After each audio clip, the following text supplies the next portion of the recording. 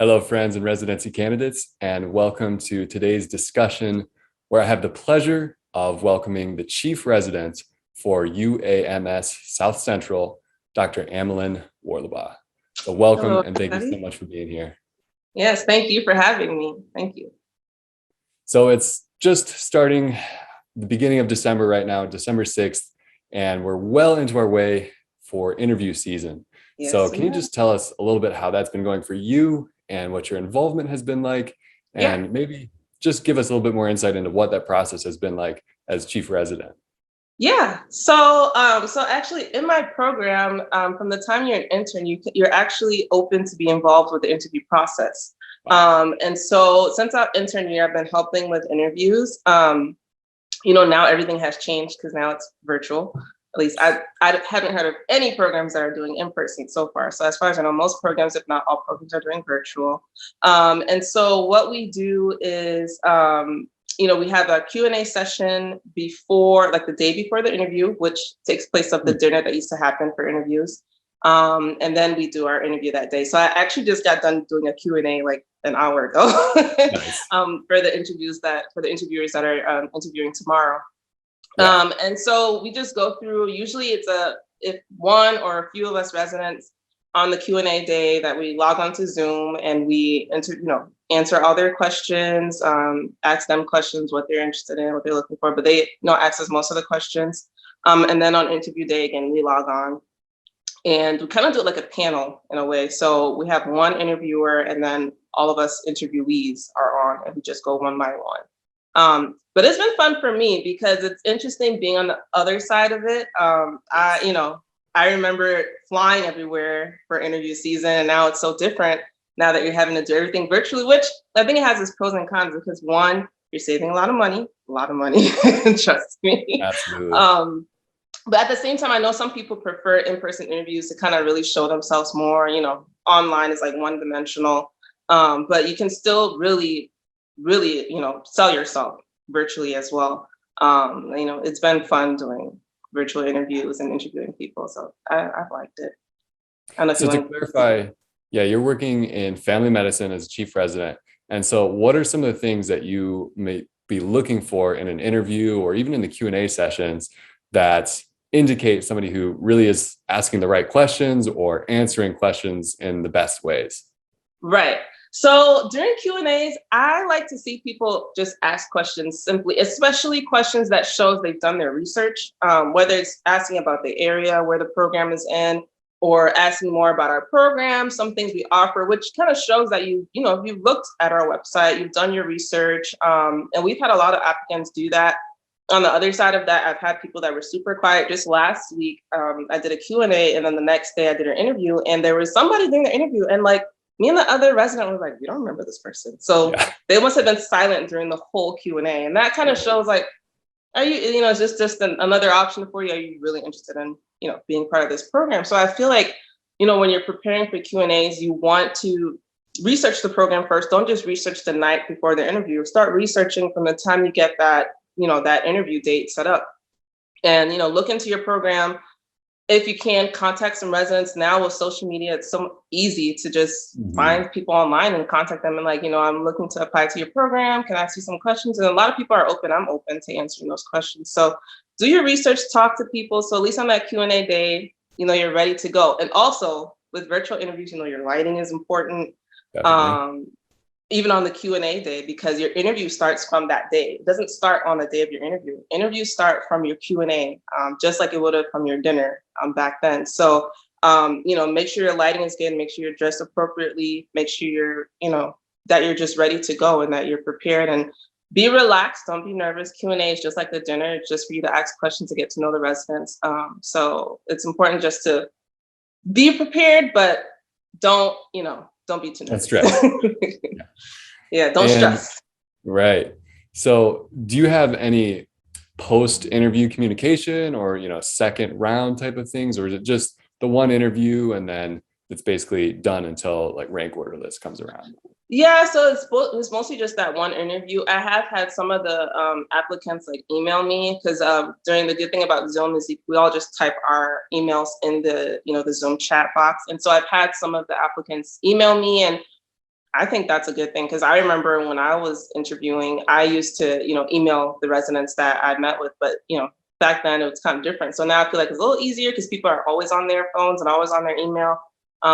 So have talked to people, but it's still part of the interview process, because if somebody texts me something crazy or emailed me something crazy, I'll be like, which Yeah. we had somebody do. We had somebody do that last year, and it kind of ruined their shot. So so you want to, remember that once you get that interview date, everything that happens from there to ranking, and even after ranking, it's all part of the process. You want to stay professional and be honest and be yourself throughout the whole thing. And just remember, people are still watching. If you're talking to residents, they're part of the interview process. You're talking to program directors, they're part of the interview process, obviously. You're talking to any faculty, even just people that you met, if you're rotating or whatever, that's all part of it. And that's all part of deciding whether you match. So, but we don't really do anything after that. Just kind of that and then rank. But you want to be careful between that. Yeah. And without giving, away too much personal detail or anything, do you remember what about that message that you had mentioned was so off-putting? So it wasn't sent to me. It was actually sent to a faculty member, and it was brought up during our rank order meeting. Because in our program, we also do, before virtual things started happening, we do like a rank order, and residents are involved in the rank order meeting. And so it was brought up that the person sent an email saying that they did something, and they named somebody from another program that they said they did something with that was like amazing. That sounded cool. It turned out that person didn't exist. And so our faculty member did some research and found out the whole thing was not true. And so kind of, but so it's better to just, be honest and remember anything, even when you're sending your thank you for interviewing me emails, make sure you're still staying honest and still staying true to yourself during that, because all of that counts. And people do their research, especially faculty members. They're like, oh, really? This happened? And then they'll contact that person, and either that person doesn't exist or it never happened. So, So I have an interesting question, and it does come down to, what type of information you want to disclose to programs. And, the truth is that a lot of people might be applying to family medicine as maybe like a second specialty. What do you ask potential residents, if family medicine is their first choice, and, anything along those lines? No, we're actually not allowed to ask that. So that's not supposed to be a question you ask. Some people have volunteered that information, that they like something more and they're just applying to this as well. But we're, as interviewers, are not allowed to ask that question. Gotcha. Yeah. What would be your biggest tip in terms of preparing for interviews? I would say my biggest tip is to relax, and it's not just going to be one tip, I guess. One, relax, because as many as you'd like. Yeah, definitely relax. Because even though this is, like I said, virtual, you can still tell when people are a little too nervous. So you want to relax. Like I said, you want to make sure your lighting is good. And just like with in person, you want to kind of rehearse before you go. And as part of rehearsing for virtual, you want to make sure your setup is good, kind of test it before, make sure there's nothing crazy in your background, because backgrounds do matter when we're doing virtual interviews. Make sure you set up a quiet place. If you have kids, make sure they're in the other room if you can, or have a babysitter or something. But you want to make sure you have a quiet, nice place set up where your interviewers can see you. So your setting is good. So one, setting is important. Also, make sure you're prepared for your interviews. A lot of people, I've had some people contact me on Instagram and on, just people that I know that emailed me asking for example questions. I have some that I send to people, but the easy way to do it is just Google practice interview questions for family medicine, or practice interview questions for OB-GYN, whatever you're applying to, and you'll find interview questions easily. Go through those and practice it more than once. I actually wrote mine out. I actually had a document that I carried with me to all my interviews. And the night before, I would kind of go through my answers and make sure that I remember, so that nerves don't get in the way and I forget. And so it's good to practice, but also I always tell people, don't be too rehearsed, because when you're too rehearsed, then then you sound like a robot. You don't want to sound like a robot on your interview. So make sure you're prepared to answer the questions, but also keep it like a conversation. Don't be overly rehearsed, because people are going to know, and people will notice, like, do they mean what they're saying, or are they just saying what they want us to hear, So you want to really prepare for your interview, but don't be overly rehearsed. Do you have any regrets that you remember from your interview cycle?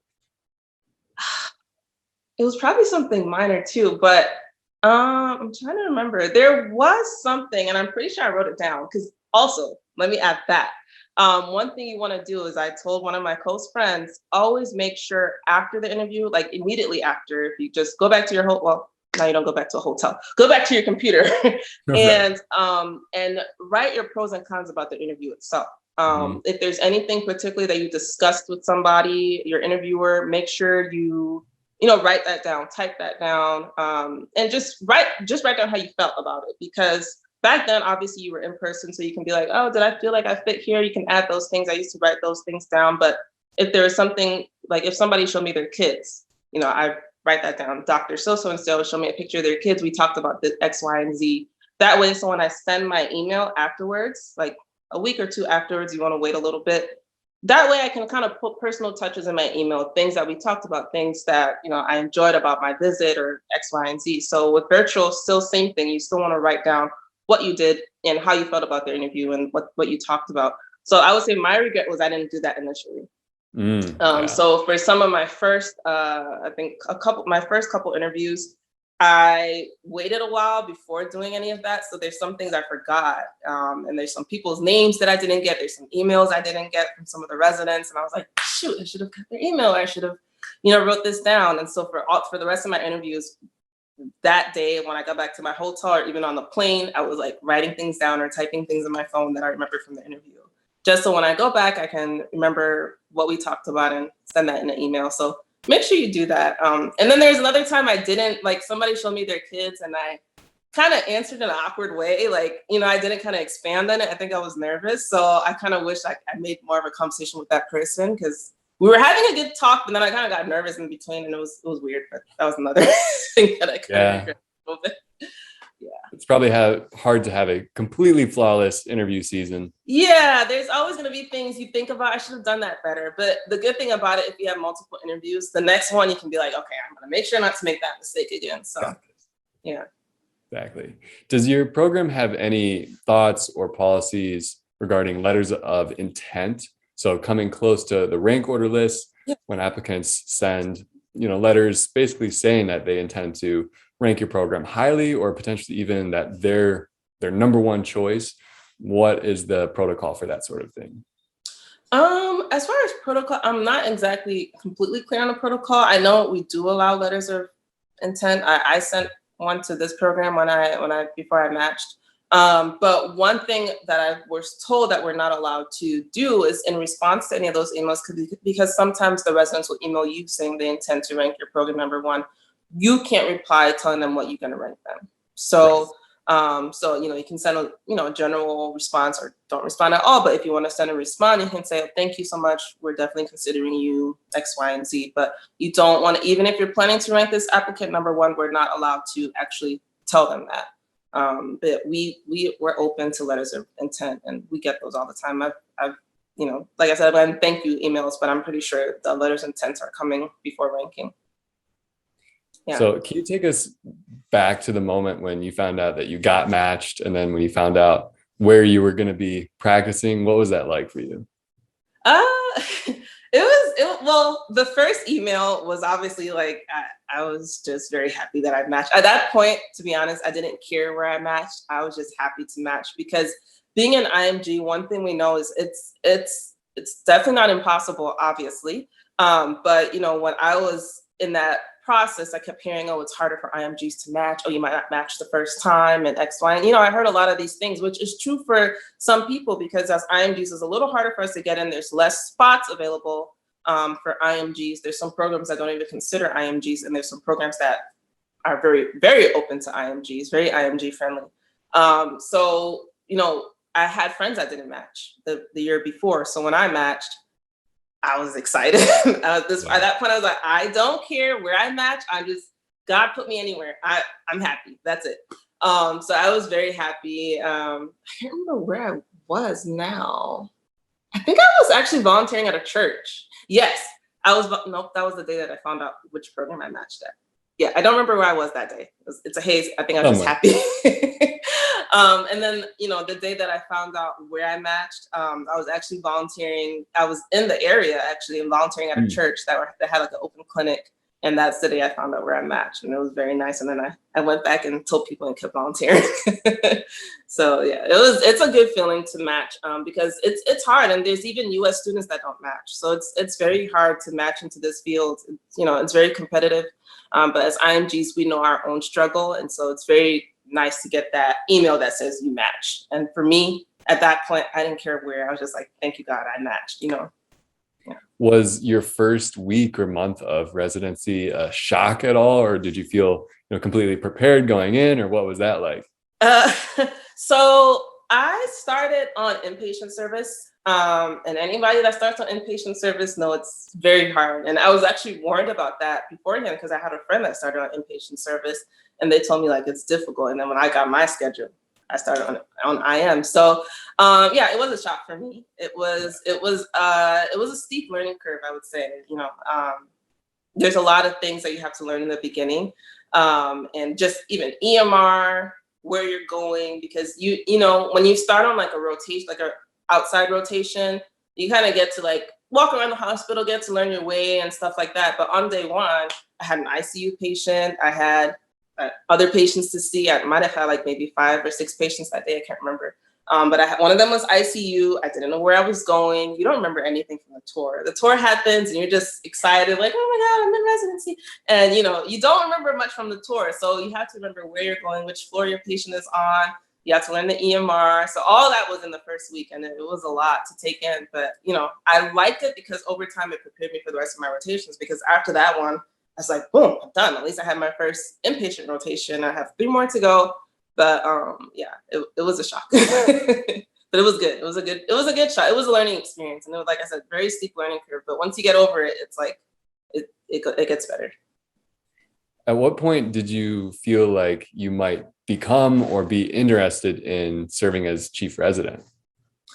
Yeah, so that didn't come until my second year. Intern year, I was not even looking at chief residency. It wasn't on my radar back then. And if somebody would have told me then that would be chief resident, I might have laughed. I would have been like, yeah, I can see that. But yeah, right now I just want to survive intern year. Intern year was survival. That was it. But yeah, second year, I really started thinking about it. And I think part of that was because of my experience intern year. Intern year was kind of a roller coaster for me. And there was a lot of, hurdles I had to get over. But I feel like over time that made me a lot stronger. It taught me to work faster, just to do everything better in a better way. And I grew a lot during my intern year. So I got a lot stronger. So I felt like that prepared me. And so it was actually some of the interns when I was a second year that told me I should run for chief. And they were like, you'd be really good at it. Just do it. Just do it. Just do it. And then, I thought about it. And then I talked to the previous chief and they were like, yeah, you would be good at it. So I thought about it more, prayed about it, talked to more people about it. And then, I was like, let me just go. And if it's meant for me, I'll get it. But I felt like knowing the struggles of being chief and knowing that all the things you have to do and all the extra responsibilities, I felt like everything starting from my intern year had prepared me for that position and that I would be able to handle it well, which I can say for myself, I think I have been able to handle it well. It's a lot of work and it can be stressful, but after what happened with me my intern year, I feel like I can handle stress. So it's been good, yeah. And what are some of those extra roles and responsibilities? What does it mean to be chief resident? Yeah, so as chief resident, you're really there as a liaison between the residents and the faculty members. You're kind of that bridge connecting the two. And, when residents have a problem, you bring that to the attendings, you bring it to them in meetings, you attend a lot of meetings, actually, clinical ops meetings, GME meetings concerning residents.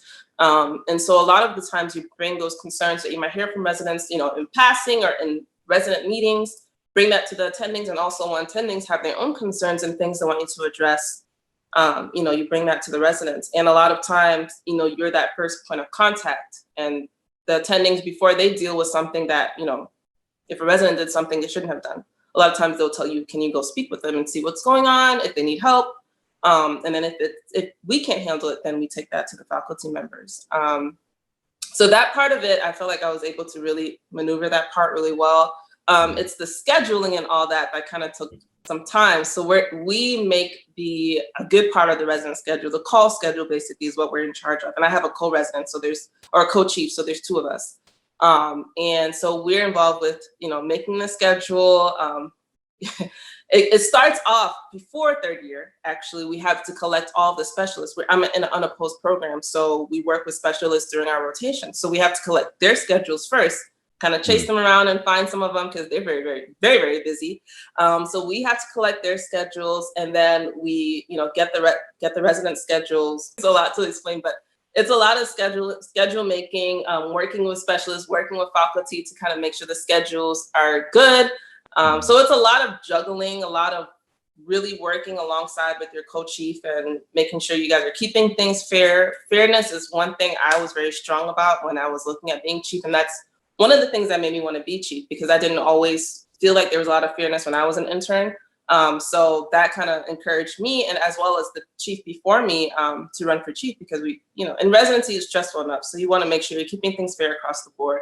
And so that was very huge for me, and the same thing for my co-chief. So we really worked well with always keeping that in the forefront of our mind. Are we being fair? It's, is this okay? And I think we really work well together, but it's a lot of work. It's a lot of responsibility. And initially I was getting like feedback from, you get like input from everywhere, but once you kind of learn to juggle all of that, it gets better. And sometimes you just have to, even when you go home, just shut off your phone for a little bit. And then, just be yourself, be Amilyn. And then, I can open my phone and do some chief stuff, address some stuff later. But it's a work-life balance, really. Do you have any other advice for, keeping that balance, from first year to second to third year? What has been there for you to help, keep you grounded and centered and able to, be so organized and take input from so many directions? Yeah. I would say the main thing for me, and the main thing I think for anybody, would to have a good support system. You definitely want to have a good support system. And I always say you want to have a support system not only within your residency, which you absolutely need. Choose your friends wisely, choose your support system wisely. That can include other residents and not just residents in your class, residents in other classes, but certain faculty members that you feel very comfortable with. Have that support system within your program.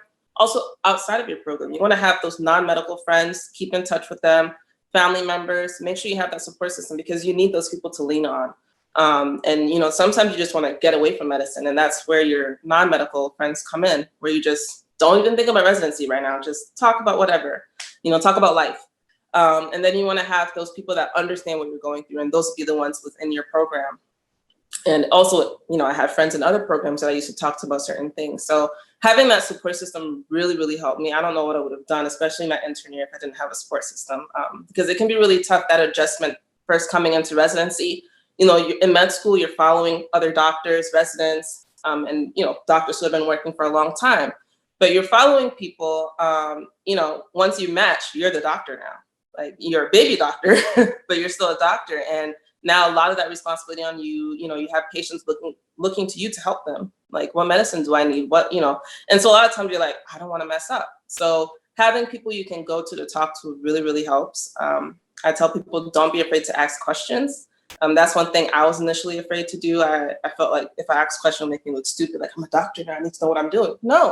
No one expects you to know what you're doing, especially when you're an intern. When you first start, no one expects you to know everything. And once you graduate, you're still not going to know everything. Your attendings aren't going to know everything, because medicine is always evolving. And because medicine is always evolving, it's a lifelong learning. And that's why we call this field is a lifelong learning field.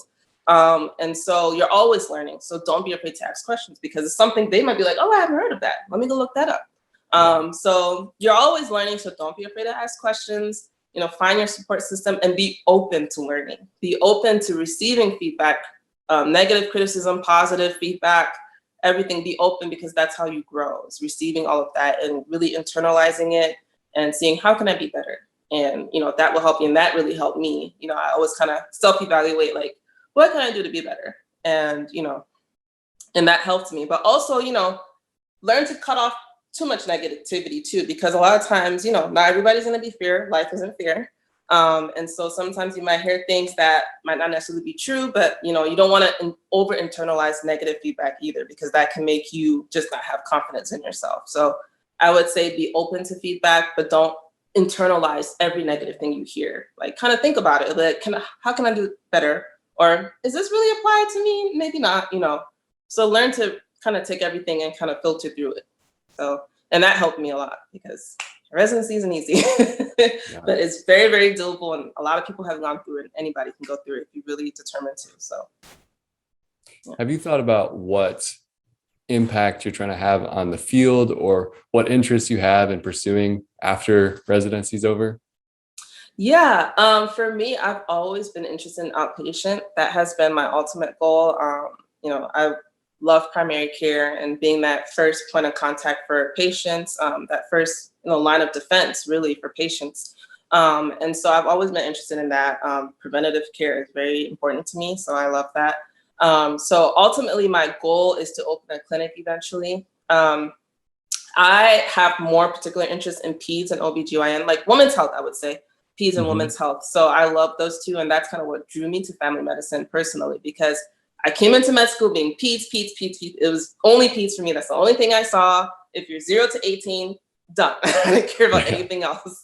But then my first clinical core rotation was family medicine before I even did peds or OBGYN or anything like that. And I loved it. My preceptor actually graduated from my med school and years before, and she kind of tailored her patient population to just peds and women really is mostly what she did. Of course, she saw other people, but she kind of tailored that to her own interests. And I didn't know you could do that. So when I saw that, I was like, maybe that's something I could do. So once I did my OBGYN rotation, and I actually was introduced to women's health during that rotation, but I did my OBGYN and I loved it too. So I'm like, how can I combine my two, peds and women's health, family medicine? So I went there, and I love dealing with adults too, of course. So all that, and preventative care, primary care, it kind of encompasses everything I like. So that drew me to it. And so that's really my ultimate goal, is to set up a clinic in an underserved area, and to, serve that population of people, in a wide range of population, families, because, you have your kids, you have their parents, you have their grandparents, you can really serve the whole family. And so that's what I want to do. For now, for after graduation, I'm weighing all my options, both outpatient and inpatient options. So I'm kind of weighing everything and kind of looking at my options to decide what to do.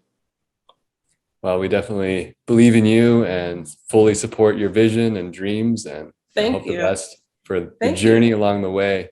Do you have any final advice for people who are, in the middle of the 2021 through 2022 application season? What parting words would you leave for them? What I would say is, believe in yourself first. Believe that you can do it. Believe that you can match in residency. That really is the half of the battle, is believing in yourself and having faith in yourself, and faith, period, that you can make it. And once you believe in yourself, that will really show, and you will have that confidence in your interview and throughout the application season.